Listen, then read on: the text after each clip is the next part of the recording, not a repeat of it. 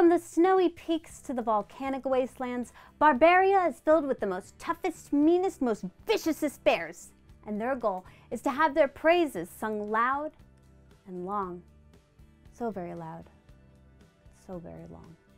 Until the constellations reform to show their mighty deeds, or at the very least, they beat the other villages in accolades. But winter is long and cold and sleepy, so every village must do their very best before den.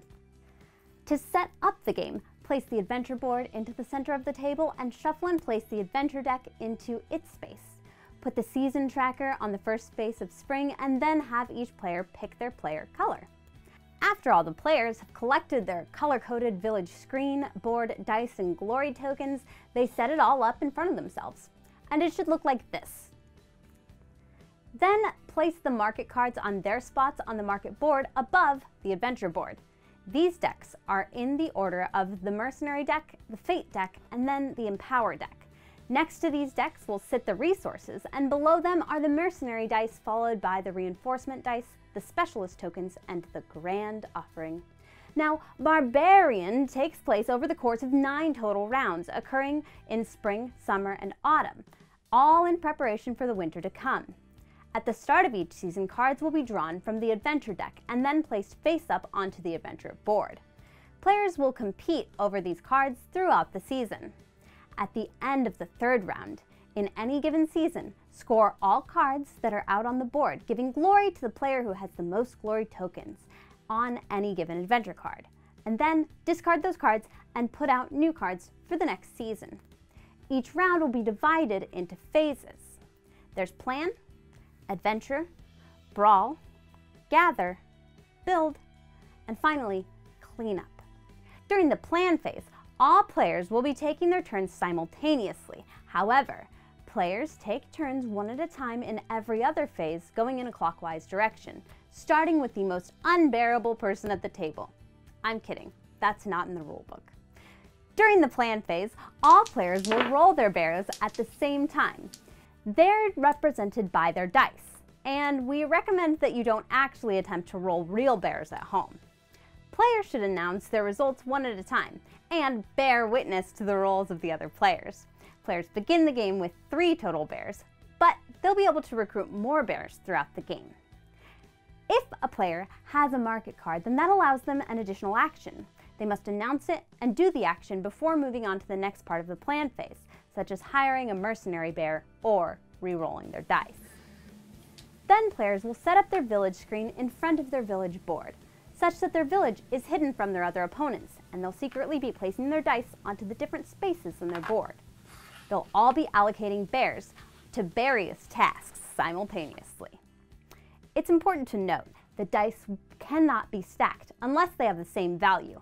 However, if they do, you can stack as many as you like, and the next thing you know, you're attacking somebody for 30. On their village board, players will see different locations they'll be able to frequent.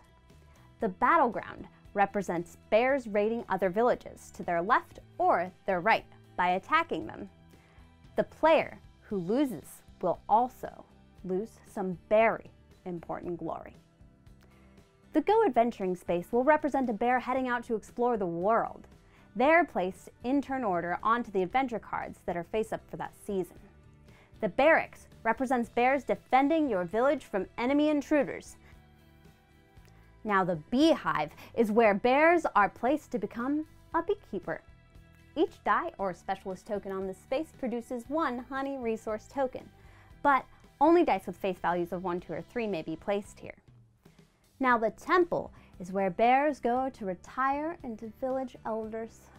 Each specialist token or die value 1 through 5 that is placed here produces 1 fate resource token, while a 6 would produce 2 tokens. And last but certainly not least, we have the Forge. Dice placed here represent the blacksmith bears, hard at work collecting and finding ore. Each die or specialist token placed here produces 1 ore resource token.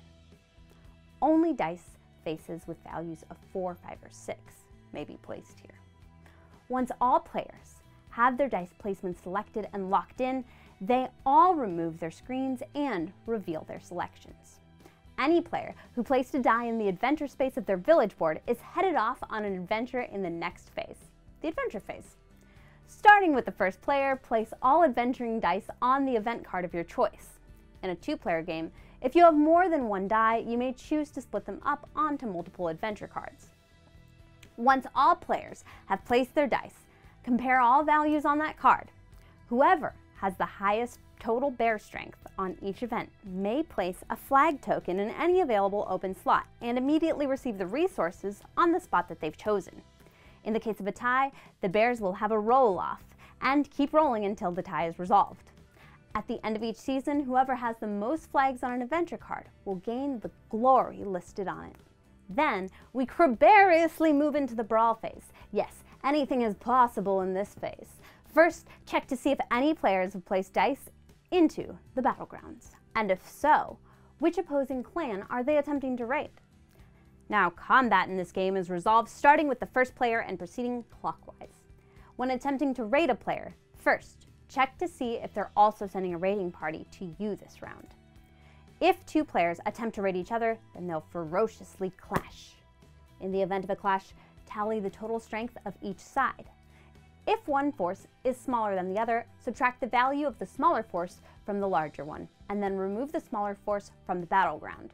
The remainder of the large force attempts to raid the village with their reduced numbers. If the raiding player has a higher value than the total value in the barracks, the raiding player successfully infiltrates the village and gains 1 glory on the glory track. If they do not, then they stand at the gates being mocked by the guards at their post and lose 1 glory on the glory track. After the Brawl phase, Uproar has been resolved, we peacefully move into the Gathering phase, during which each player will collect resource tokens that they earned from the common pool. After that, they'll begin the Build phase.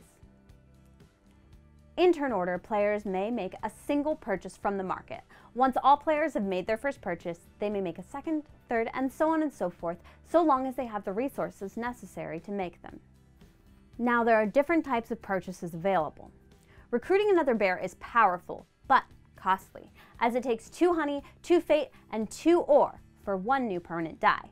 If you haven't got the resources, you may want to purchase a market card. Each deck gives you a one-time use advantage.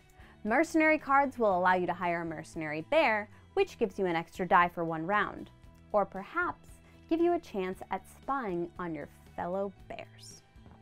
The fate cards will allow you to reroll dice of yours or an opponent's, and empower cards will build up your brawling forces.